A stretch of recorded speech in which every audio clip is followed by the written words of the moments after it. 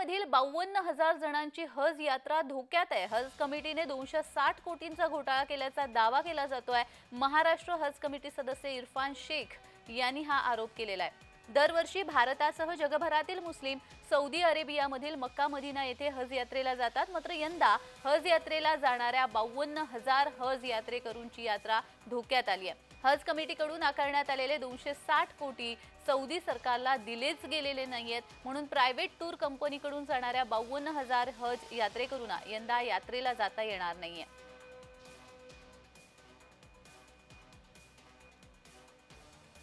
तर इरफान शेख यांच्याशी बातचीत केलेली आहे आमचे प्रतिनिधी चेतन किर्दत यांनी, पाहूयात। आपल्याशी बातचीत करण्यासाठी महाराष्ट्र राज्य हज कमिटीचे सदस्य आहेत इरफान शेख, आपण त्यांच्याशी बातचीत करूया। 50,000हून अधिकचे जे हज यात्री आहेत ते कुठेतरी आता धोक्यात आलेला आहे त्यांची हज यात्रा। काय नेमकी प्रकरण काय झालेलं आहे आणि भावना काय आता हज यात्रींच्या?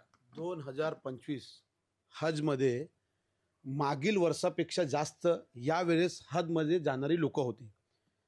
2025ला यावर्षी 800 टूर ऑपरेटरने मिळून 52,000 लोकांचे 50,000चे हिशोबाने 260 कोटी रुपये हज कमिटी ऑफ इंडियाला दिलं होतं। यांचं असं ठरलं होतं, मागच्या वेळेस कसं हे टूर ऑपरेटर सगळे ॲडजस्ट करायचे, यावेळेस असं ठरलं होतं का तुम्ही इथे पैसे जमा करा आणि सौदी गव्हर्नमेंटशी आम्ही बोलणं करून आम्ही सगळं तुम्हाला मीना आणि हजला जेवढं आहे ते सगळं आम्ही तिथे व्यवस्थित करणार आहे। पण आता 52,000 लोकांना या 800 टूर ऑपरेटर लोकांनी डायरेक्ट एक आठवडा अगोदर मनाई केली आहे आणि कारण जर विचारायला गेले तर फक्त सिस्टमचा फेलियर आहे।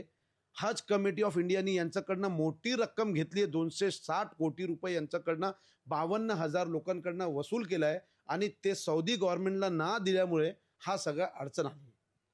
नक्कीच आपण पाहिलं तर सीपी बक्षी असतील जे जॉईंट सेक्रेटरी आहेत हज कमिटीचे, त्याचसोबत काही टूर कंपनीचे मालक देखील आहेत ज्यांच्याकडून हे 260 कोटी रुपयाचा घोटाळा झाल्याचा आरोप जो आहे तो आपल्याशी बोलताना इरफान शेख यांनी म्हटलेला आहे।